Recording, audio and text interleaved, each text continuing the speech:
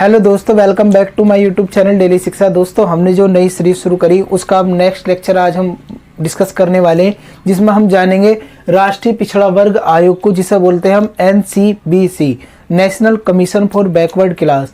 इसकी स्थापना कब हुई थी, इससे पहले कौन कौन से आयोग बनाए जा चुके हैं, इसे संवैधानिक दर्जा कब दिया गया, इन सब चीज़ों को आज हम डिटेल में कवर करेंगे। अगर तुम चैनल पर नए हो तो चैनल को सब्सक्राइब कर लो। तो दोस्तों, लेक्चर की शुरुआत करते हैं। राष्ट्रीय पिछड़ा वर्ग आयोग, जिसे बोलते हैं हम national commission for backward class, short form में बोलते हैं NCBC। आज इसे मैं तुम्हें डिटेल में समझाने वाला। इसकी स्थापना कब हुई थी? 1993 में। आओ तुम्हें इसका इतिहास समझा देता हूं तुम्हें। तो इतिहास में क्या था, दरअसल 1950 के दशक में केलकर आयोग बनाया गया। क्यों?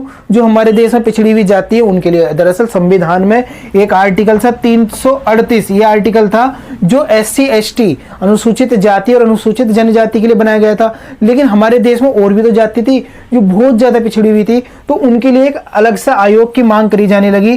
तो इस वजह से केलकर आयोग बना दिया गया। कोई संवैधानिक दर्जा नहीं दिया गया उसे, ना ही कोई कानून पास करा गया, उसके लिए कोई एक्ट बनाया गया।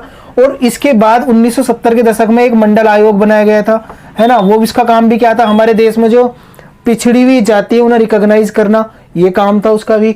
लेकिन जो इसमें सबसे ज्यादा इंपॉर्टेंट हुआ वो हुआ 1992 में इंदिरा साहनी केस में। याद रखियो, कई बार पूछा जा चुका कि इंदिरा साहनी केस कब का है और किससे रिलेटेड है। तो OBC से रिलेटेड है, इतना याद रखियो। और किससे कब निकल गया है? 1992 में। इसमें क्या बोला गया इंदिरा साहनी केस में कि हमें जो सुप्रीम कोर्ट है उसने बोला कि सरकार को एक एक्ट पास करना चाहिए, ये संविधान में संशोधन करना चाहिए, ताकि वो हमारे देश में एक वैलिड आयोग बना सके। किसके लिए? बैकवर्ड क्लास के लिए, पिछड़ी हुई जातियों के लिए। तो इसी वजह से सरकार ने 1993 में एक एक्ट पास करा और national commission for backward class की स्थापना कर दी। अभी मैं बता दूं, संविधान में अभी ये शामिल नहीं हुआ। याद रखो, संविधान में अभी शामिल नहीं हुआ, अभी केवल इसकी स्थापना हुई। इसके बाद क्या हुआ? 2017 में 123वां संविधान संशोधन प्रस्तुत करा गया और उसमें क्या हुआ, वो 2018 में जाकर पास हुआ, अगस्त 2018 में। और इसके बाद ये कौन सा बन गया? 102वां संविधान संशोधन बन गया। तुम कहोगे 123वां प्रस्तुत करा था, 102वां कैसे हो गया हो? दरअसल हमारे देश में जितने भी संविधान संशोधन प्रस्तुत करे जाते हैं वो सारे के सारे पास नहीं होते। जो पास होते हैं केवल वही काउंट होते हैं। तो इतना तुम्हें याद रखना कि कौन सा संविधान संशोधन था? 102वां। 102वें संविधान संशोधन के द्वारा ये जो national commission for backward class है, इसे क्या दे दिया गया? संवैधानिक दर्जा दे दिया गया। संवैधानिक दर्जा इंपोर्टेंट है, याद रखियो। क्लियर हो गया? 102वें संविधान संशोधन के द्वारा दिया गया इसे संवैधानिक दर्जा। पहले केवल ये एक एक्ट के द्वारा काम कर रहा था। और देखो, इसे शक्ति कहां से मिलती थी पहले? तो तुम्हें पता, हमारे देश में एक NCSC था, national commission for schedule caste था, उससे इसे शक्ति मिलती थी। जब मैंने इसका लेक्चर समझाया था, बताया था कि 2018 तक तो ये NCBC के लिए भी काम करता था, बैकवर्ड क्लास के लिए भी काम करता था, है ना। लेकिन 2018 में इसे हटा दिया गया। और देखो, सबसे ज्यादा जरूरी क्या है? 102वां संविधान संशोधन करा गया और आर्टिकल कौन सा जोड़ा गया? तो मैंने तुम्हें बताया 338 किससे हो गया रिलेटेड? NCSC से। 338 क्या हो गया? National commission for schedule tribe, यानी कि राष्ट्रीय अनुसूचित जनजाति के लिए हो गया। और 338B क्या हो गया? किसके लिए? ये हो गया तुम्हारा इसके लिए, national commission for backward class, राष्ट्रीय पिछड़े वर्ग के लिए, है ना। राष्ट्रीय पिछड़ा वर्ग आयोग के लिए कौन सा हो गया? Article 338B। एग्जाम में पूछा जाएगा, तब छोड़कर मत आइयो। कभी फिर पूछोगे कि तुमने पढ़ाया नहीं था, तो भाई साहब पढ़ाया था, तुमने ध्यान से समझा नहीं था। तो 102वां संविधान संशोधन 2018 और ये इसे दे दिया गया संवैधानिक दर्जा। तो अनुच्छेद कौन सा हो गया? 338B। रिवाइज करते चला करो कि 338 में क्या था, 338A में क्या था, समझाया था ना अच्छे से। इसके अंदर देखो सदस्य कौन कौन होते। एक तो इसमें अध्यक्ष होता, एक उपाध्यक्ष होता, 3 अन्य सदस्य होते। समझ गए? एक अध्यक्ष, एक उपाध्यक्ष और 3 अन्य सदस्य। टोटल कितने हो गए? 5। नियुक्ति कौन करता? तो नियुक्ति फिर से बता दूं, अधिकांश जो आयोग होते हैं ना, इनकी नियुक्ति राष्ट्रपति जी करते हैं। और इनका जो कार्यकाल है वो भी राष्ट्रपति जी निर्धारित करते हैं। हालांकि इनका कार्यकाल नॉर्मली 3 वर्ष होता।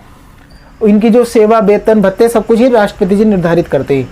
अभी एक चीज और इसमें तुम्हें बता दूं कि ये अपनी रिपोर्ट किसे सौंपता? तो रिपोर्ट ये अपनी राष्ट्रपति को सौंपता। रिपोर्ट मतलब साल भर जो इसने काम करा, जो इसे लग रहा है कि पिछड़ी जाति के लिए होना चाहिए काम, शिक्षा के लिए ये होना चाहिए, उनके आर्थिक उत्थान के लिए ये होना चाहिए, और इनका जो सामाजिक उत्थान कैसे हम कर सकते हैं। तो ये जो सुझाव होते हैं उससे उनसे संबंधित जो रिपोर्ट होती है वो किसे सौंपता है? राष्ट्रपति को, और राष्ट्रपति जी उसे संसद के पटल पर रखते हैं। संसद के पटल मतलब लोकसभा में प्रस्तुत करवाते हैं उसे, और जो एनसीबीसी की जो सिफारिशें होती अगर मान ली जाती तब तो ठीक है, और अगर नहीं मानी जाती तो इसके नीचे लिखा जाता है कि ये क्यों नहीं मानी गई। तो ये इंपॉर्टेंट है कि कौन रखता है संसद के पटल पर? राष्ट्रपति रखते हैं, ना कि खुद ये पिछड़ा वर्ग आयोग के सदस्य अध्यक्ष। तो देखो इसका पहला अध्यक्ष देख लो, और काम इसके बाद में देखेंगे। तो अध्यक्ष कौन है? श्री हंसराज गंगाराम अहीर। 2023 की मैं बात कर रहा हूं। कौन है इसके अध्यक्ष? श्री हंसराज गंगाराम अहीर। और कार्य क्या है इसका? ओबीसी अदर बैकवर्ड जो क्लास है उन्हें सामाजिक व संवैधानिक सुरक्षा प्रोवाइड कराना। सरकार अगर कोई कानून बना रही है ओबीसी से रिलेटेड, ये देखना कहीं ये ओबीसी को मतलब परेशान करने वाला तो नहीं है, ओबीसी को पीछे धकेलने वाला तो नहीं है। ओबीसी जो हमारे देश में जो बैकवर्ड क्लासेस हैं, पिछड़ी हुई जाति हैं, उनका कुछ नुकसान तो नहीं करने वाला, ये काम करता है ये। दूसरी बात, जगह जगह जाके ये भी देखता है कि हमारे देश में कौन कौन सी ऐसी जाति हैं जो पिछड़े वर्ग में शामिल हो सकती। समझ गए? और एग्जाम में यही से क्वेश्चन पूछा जाता है बस, कि इनके लिए जो आयोग है इसकी स्थापना बूझ लेगा, इसकी जो मतलब अध्यक्ष बूझ लेगा, और इसके लिए आर्टिकल बूझ लेगा। और एक आर्टिकल और याद रखियो, कल भी मैंने तुम्हें समझाया था, आर्टिकल 342A, ये याद रखियो। 342A क्या बोलता? दरअसल कि अगर किसी भी जाति को, मान लो अभी तुम्हारे आसपास में कोई जाति है, वो क्या है, अभी जनरल में है, लेकिन उसकी कंडीशन ऐसी है कि उसे वो मतलब सही तरीके से सर्वाइव नहीं कर पा रही, तो उसे ओबीसी की क्लास, ओबीसी में दर्ज करना। तो ये काम कौन करता? तो ये काम करते हैं हमारे देश के प्रेसिडेंट। किस आर्टिकल के तहत? आर्टिकल 342A के तहत। मान लो किसी राज्य में कोई जाति है और उसे ओबीसी में शामिल करना, तो क्या करेंगे? राष्ट्रपति उस राज्य के राज्यपाल से पहले सलाह लेंगे, और उसके बाद उस जाति को क्या कर देंगे? किस में डाल देंगे? ओबीसी की कैटेगरी में डाल देंगे, बैकवर्ड क्लास की कैटेगरी में डाल देंगे, उसे उसका दर्जा दे देंगे। तो आई होप तुम्हें समझ में आ गया होगा आर्टिकल 342A भी। अब तुम्हारे दिमाग में एक बात आ रही होगी, यार चलो ये आयोग है, इसके पास कुछ ना कुछ तो शक्ति होनी चाहिए थी, क्या इसके पास कुछ शक्ति है?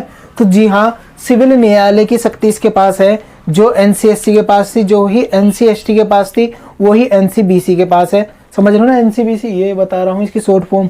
तो इसके पास शक्ति क्या है? सिविल न्यायालय की। सिविल न्यायालय मतलब क्या होता है इसका? किसी भी व्यक्ति को समन भेज सकते हैं, किसी भी व्यक्ति से कोई भी डॉक्यूमेंट पेश करने को कह सकते हैं। अगर कोई मामला इससे रिलेटेड चल रहा हो सुप्रीम कोर्ट में, हाई कोर्ट में, या किसी भी कोर्ट में, तो उससे संबंधित दस्तावेज ये मांग सकते हैं। तो ये सारी शक्ति होती है एनसीबीसी के पास, राष्ट्रीय पिछड़ा वर्ग आयोग के पास। तो आई होप तुम्हें ये सारी चीजें समझ में आ गई होगी। तो दोस्तों ये था आज का लेक्चर। अगर तुम्हें पसंद आया हो तो लाइक करना। अगर इससे रिलेटेड तुम्हारे मन में कोई भी डाउट रह गया हो तो कमेंट बॉक्स ओपन है, कमेंट करके मालूम कर सकते हो। दोस्तों आज का एक प्रश्न है, ये बताओ जो ये राष्ट्रीय पिछड़ा वर्ग आयोग है ये किस मंत्रालय के अंतर्गत आता? ये प्रश्न पूछा जा चुका है एग्जाम में, तो ये तुम्हें बताना। तो दोस्तों मिलते हैं फिर नेक्स्ट लेक्चर में, तब तक के लिए थैंक्स अ लॉट, जय हिंद।